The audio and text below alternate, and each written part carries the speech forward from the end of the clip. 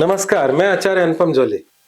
Mean राशि वाले लोगों के लिए आगामी सप्ताह का राशिफल लेकर आया हूँ। आगामी सप्ताह का मतलब 9 फरवरी से 15 फरवरी के मध्य आपके जीवन में ग्रहों का क्या प्रभाव रहेगा, उसकी चर्चा करेंगे। सबसे पहले अगर हम देखें ग्रहों की स्थिति क्या है, तो चंद्रमा तुला राशि से लेकर मकर राशि तक संचरण करेंगे और मकर राशि के अंदर मंगल और सूर्य बैठे हैं। कुंभ राशि में राहु, शुक्र, बुध, मीन राशि के अंदर आपकी स्वयं की राशि में शनि देव और मिथुन के अंदर गुरु और सिंह के अंदर केतु बैठे हैं। अगर हम हफ्ते की एक मोटी-मोटी बात करें, तो जो मैं कहता हूँ कि सप्ताह का ये दिन थोड़ा-सा चिंताजनक है, तो शेष सप्ताह अच्छा है। तो सप्ताह का पहला दिन जो है वही चिंताजनक है, बाकी सप्ताह बहुत ही अच्छा है, क्रमशः उन्नति वाला है, लाभकारी है। पहला दिन का मतलब 9 फरवरी, 9 फरवरी को चंद्रमा आपका अष्टम है।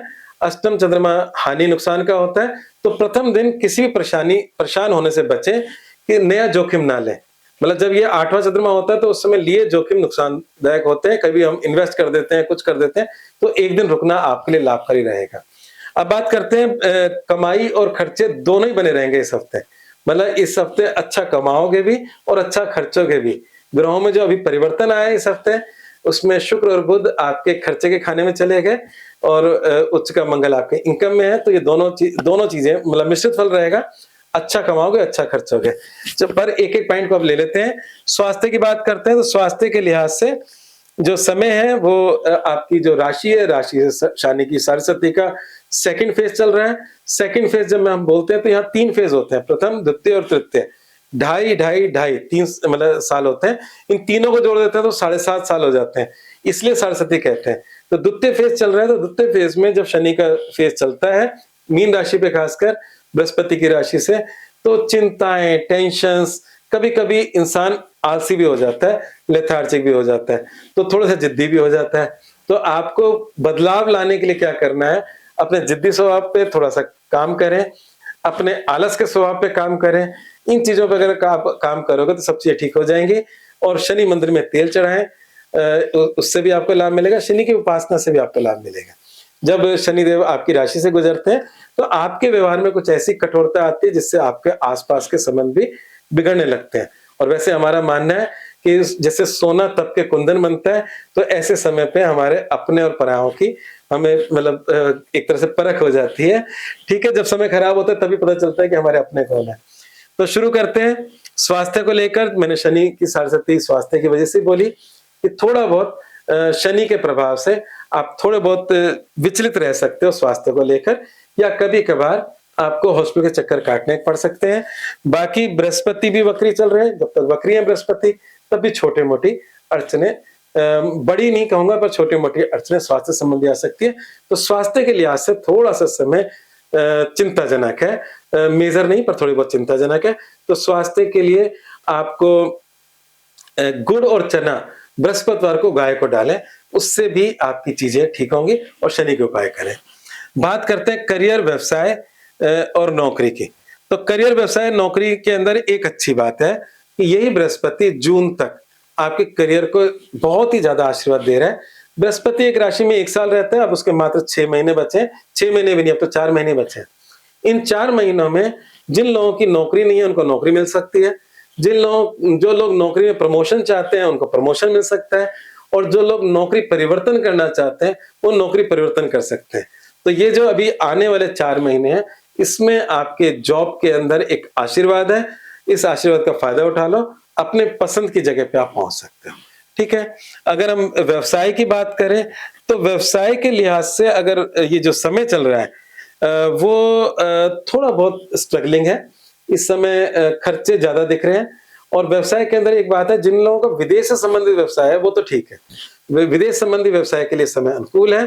डोमेस्टिक व्यवसाय में छोटे मोटे संघर्ष की स्थिति बनी हुई है। बात करते हैं हम लोग अगर हम इनकम की, तो इनकम के लिहाज से मैंने शुरुआत में ही बोल दिया था कि उच्च का मंगल सूर्य अगर इनकम भाव में है तो निश्चित रूप से इनकम में बढ़ोतरी, उन्नति, फायदा दे रहा है, परंतु खर्चे भाव में भी बहुत सारे ग्रह हैं।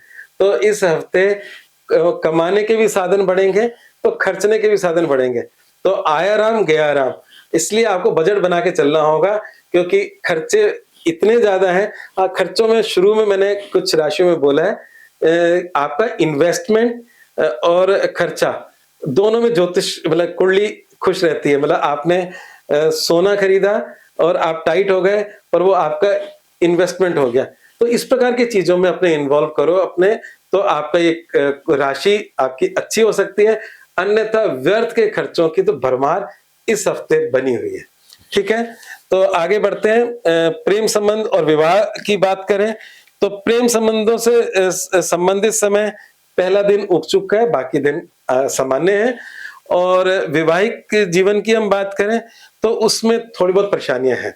वैवाहिक जीवन में शनि की निरंतर दृष्टि कई बार अड़चनें देती है, और इस समय वैवाहिक जीवन का स्वामी बुध 12वें से गुजर रहा है, आपकी राशि से छठे गुजर रहा है। तो ये कह सकते हैं कि मतलब विवाह की राशि से छठे गुजर रहा है, तो अभी छोटे-मोटे अड़चन, परेशानियाँ या आपके तारतम्य में छोटी-मोटी कमी हो सकती है। एक परिवार में पति-पत्नी की हम बात करें, तो छोटे-मोटे झगड़े होना स्वाभाविक है, पर हम अपनी समझदारी से चीज़ों को निभा सकते हैं। तो ये समय अभी समझदारी से निभाने का है। तो क्योंकि अब आपको राशिफल पता लग गया है, तो कोई ऐसे मूर्खता या जल्दबाजी ना करें, जिससे हमारे संबंधों में खटास आ जाए। ठीक है, आगे बढ़ते हैं। विद्यार्थी जीवन की हम बात करें, तो विद्यार्थी जीवन में भी छोटी-मोटी अड़चनें दिखती हैं। अभी इस समय मेजर नहीं, पर छोटी-मोटी अड़चनें हैं, मेजर ऐसा कुछ नहीं है। और भाग्य और समाधान की अगर हम बात करें, तो एक जो उपाय मैं हफ्ते को ठीक करने के लिए देता हूँ, उसमें शिवलिंग पे जल और दूध का अभिषेक करें। शिवलिंग पे जल और दूध का अभिषेक का मतलब ये कई ग्रहों को ठीक कर देता है।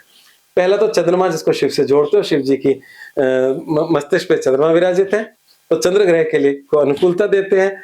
दूसरा बृहस्पति देव, मतलब ये शिव जी हैं, वो आदि देव आदि गुरु हैं, तो बृहस्पति ग्रह भी उससे ठीक होता है। मानसिक पीड़ा भी उससे ठीक होती है। तो इस समय अगर हम देखें, तो इस कुंडली के अनुसार 3-4 ग्रहों को अगर कोई कंट्रोल कर सकता है, तो वो शिवलिंग पे जल चढ़ाना, दूध चढ़ाना, उनके अभिषेक करने से आपको छोटी-मोटी हानियों से लाभ मिल सकता है। और इवन असुरों के भी देवता शिव ही हैं। तो यहाँ पर राहु केतु को असुर माना गया है, तो उनके देवता भी शिव है, तो शिव का अभिषेक आपके लाभकारी रहेगा। और मूल मंत्र क्या है? बजट बनाकर चलें, क्योंकि ये जो इस हफ्ते परिवर्तन आया है, बुध शुक्र का इस राशि से गुजरना, राहु शुक्र बुध का, ये आपके अत्यधिक खर्चे का है। तो आपको ये देखना होगा कि खर्चा कहाँ करना है, कहाँ नहीं करना, तो बजट बनाकर चले, यही मूल मंत्र है। आज का राशिफल समाप्त हुआ। अगर मुझे अच्छा लगा आप लोगों को, तो प्लीज मेरे चैनल को सब्सक्राइब करें, लाइक करें, शेयर करें, और ये राशिफल आपको अनवरत रूप से मिलता रहे, इसलिए बेल आइकन को भी दबा दें। धन्यवाद।